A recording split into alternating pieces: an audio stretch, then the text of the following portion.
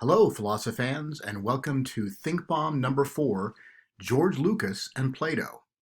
I'm Professor Brian Van Norden, and I'm going to be talking about Plato's famous allegory of the cave in today's Thinkbomb. But I've always had this hypothesis that George Lucas was very influenced by the allegory of the cave in his early classic science fiction movie THX 1138. And so I'm going to explain the allegory of the cave in today's talk, and then show you a brief clip from the conclusion of THX 1138, and you can let me know whether you agree that Lucas was influenced by Plato. So, as you may know, two of the most influential philosophers in the Western tradition are Plato and his student Aristotle. And this is a detail from a famous painting by Raphael, The School of Athens, and it shows Plato, the older gentleman, on our left, and then Aristotle, the middle-aged guy, on the right. And notice their hand gestures are symbolically very important. So Plato is gesturing up towards the heavens, while Aristotle is gesturing down towards the earth. This suggests the fact that Plato thinks you have to transcend your attachment to the material world and also transcend common sense in order to understand philosophical truth. Whereas in his philosophy, Aristotle stresses knowing the material world and making the most out of your life as a material being here on earth. So, because Plato thinks it's important to transcend our world and to transcend common sense, he gives an allegory to explain how we go about transcending common sense. And this is the famous allegory of the cave, which can be found in Book 7 of Plato's Republic. This is an early modern representation of Plato's cave. It'll make more sense once we get a sense of what the cave was supposed to be like. So what Plato said, the allegory of the cave at its most basic, Plato asks us to imagine. He says, suppose you had some prisoners who were chained in a cave so that they couldn't move, and they also couldn't turn their head to the left or right. They could listen, and they could see, and they could talk. But all they could see were shadows on the wall of the cave. And these shadows were projected by a fire that was behind the people who were chained up. And the fire was shining on models of objects. And so the shadows were just the shadows of these models of real objects, not the realities themselves. So the key aspects, the most basic aspects of the allegory of the cave is that there are prisoners in a cave, there's a fire that's projecting shadows on the wall, and the shadows are the shadows of models that are held behind people. But the people in the cave, as long as they're chained, can't see the actual realities. They can just see the shadows on the cave wall. Well, Plato says this is what most of us are like. We just see shadows of things, and we take those shadows to be real. And in order to really understand the way the world works, we have to break free of our chains. And then the first thing we'll recognize is that the shadows aren't real. We'll see the real things that are being used to cast the shadows on the wall. And then if we're really brave, we'll go back where the cave entrance is, leading up to the surface. And then eventually we'll get to the surface and see the real things that there were just models of them in the cave, and we were just seeing the shadows of those models. So the true philosopher is the one who escapes the cave of ordinary beliefs and ordinary experiences and sees the real things in the world above, of which they've previously only seen shadows of models. And Plato says the person who escapes the cave, the true philosopher, has an obligation to go back down into the cave and tell the people who are there, you don't know what's real. You're taking illusions for reality. But, he says, the people who are still chained in the cave, they're not going to enjoy being told what reality is, because they think reality is the shadows they see projected on the walls. So if they can, they would even kill the person who's bringing them the truth about the world outside, and they will think the person who knows the truth about the world is in fact a crazy person, because they're talking about things that the prisoners in the cave have no real experience of. Now, as we'll see, I think the final scene of Lucas's THX 1138, which is a great classic science fiction film, it's still worth watching, is inspired by this. But we'll talk about that some more in just a second. So how do we decode the elements in Plato's cave allegory? Well, the shadows on the wall could be interpreted as meaning our impressions and our experiences of material things. So we see rocks. In everyday life, we see rocks and plants, and we think that our experiences of things like rocks and plants and books and people reveal what they're really like. But Plato says those are really just like shadows of the reality. And then what are the models in the cave that are casting the shadows? Those are the actual material things. And Plato says it actually takes a lot of thought to realize that the way things appear to you isn't what they actually are like as material objects. And so it requires a lot of thought even to realize that what a rock is different from our experience of a rock. Or what a flower is in itself is different from our experience or our beliefs about the flower. But then what about the things outside the cave?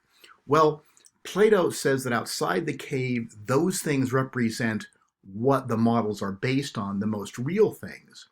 And Plato actually thinks that the most real things are immaterial, spiritual things. So a later way that people understood this was they said, well, the ideas in the mind of God, that's what the things outside the cave represent. So for example, we're all concerned with things like justice and piety, and courage and wisdom. And we debate what these things are, or concepts like freedom. We argue about what these things are, but Plato says most of us haven't gotten past looking at just shadows of reality to think about what a particular concrete instance of courage or justice is, and even less, we haven't learned to abstract from the particular instances of justice and courage to see justice in itself, or courage in itself, or piety in itself, or freedom in itself. So the things beyond the cave represent the pure ideal forms of these things abstracted from their particular instantiations. And even if you come to understand a particular instantiation, that's better than just seeing the impression of something, which is like the shadow on the wall. But to understand a particular is not yet to fully understand even that one particular, because you need to understand the general concepts, what freedom is, what justice is, what courage is in itself.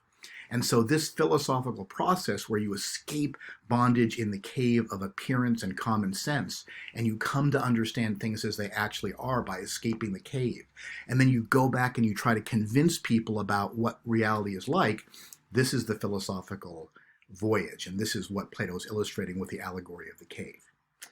Well, to give you a fun illustration of this, this is a cute thing you can find on the internet.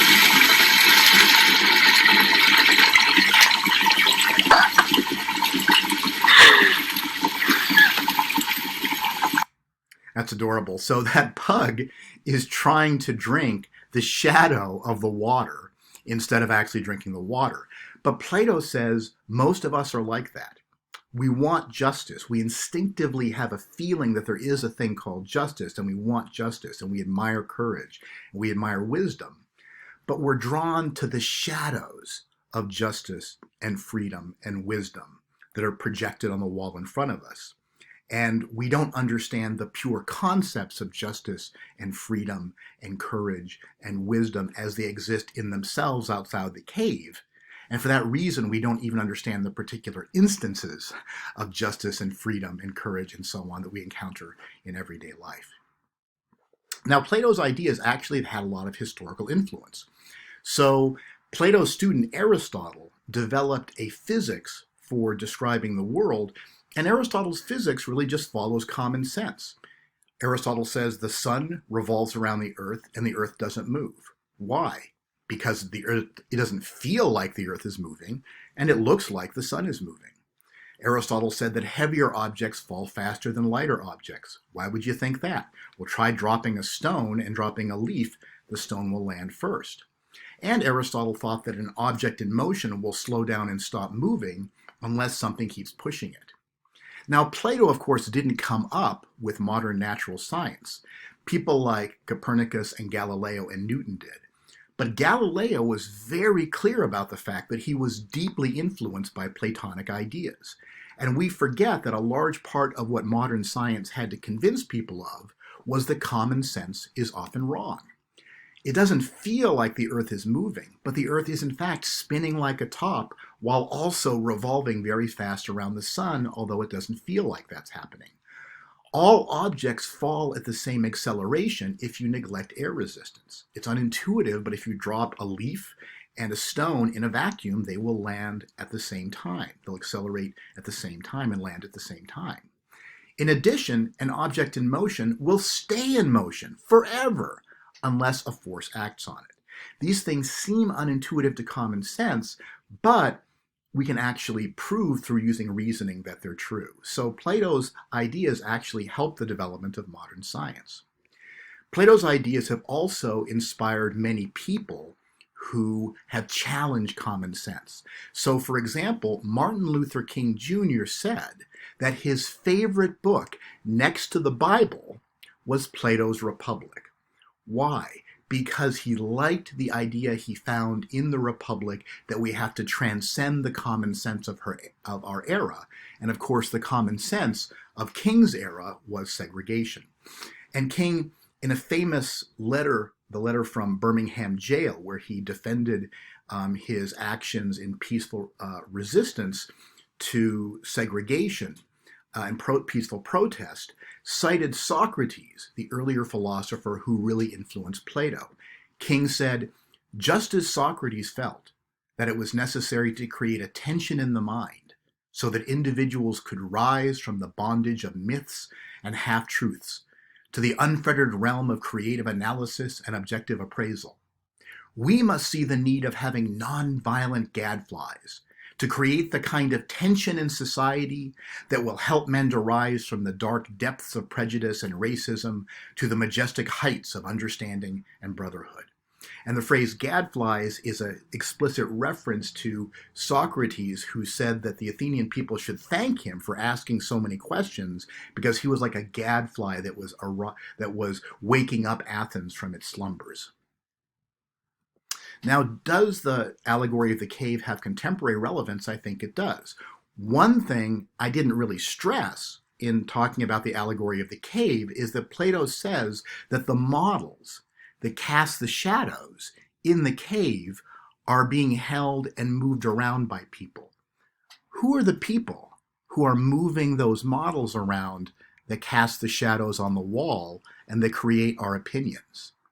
What are the shadows on the wall that we look at and take to be true without trying to gain a deeper understanding of reality? So perhaps Plato has a lesson to teach us today.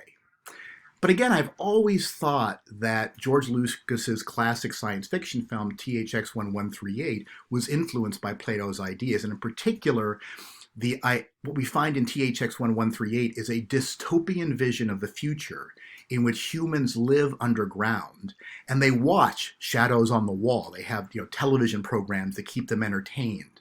And they're told they can't leave the underground shell because it's poisoned outside. But somebody questions the beliefs of his society and he tries to escape, and he's pursued by robotic police, but eventually the mission to recapture him before he gets to the surface goes over budget. And so the robotic police are called back. And so the man keeps climbing to the surface. And he doesn't know, does death await him outside the shell? Or has he been lied to by the images on the wall underground? Well, let's see what happens to him here in the conclusion of THX 1138. The THX account is 6% over budget. The case is to be terminated. Discontinue operation. Report to Thermal Station 62. Discontinue operation. We have to go back. This is your last chance. return. You have nowhere to go. You cannot survive outside the city shadows. We only want to help you. This is your last chance.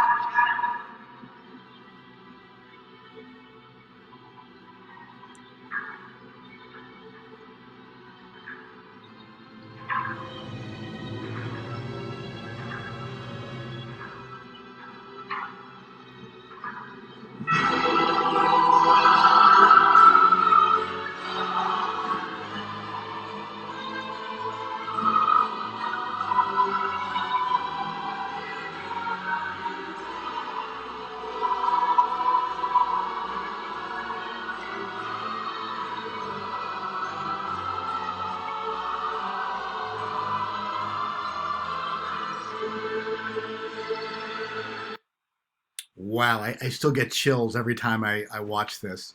And that actor, of course, is the wonderful Robert Duvall. Well, if you enjoyed this little mini lecture, please become a philosophan by liking this video, subscribing to this channel, and also leave me a comment. Let me know, do you agree with my interpretation of THX 1138, or do you think I'm overreading the movie? What did you think about Plato's Allegory of the Cave? Do you think it applies to our society today? Thank you very much for listening.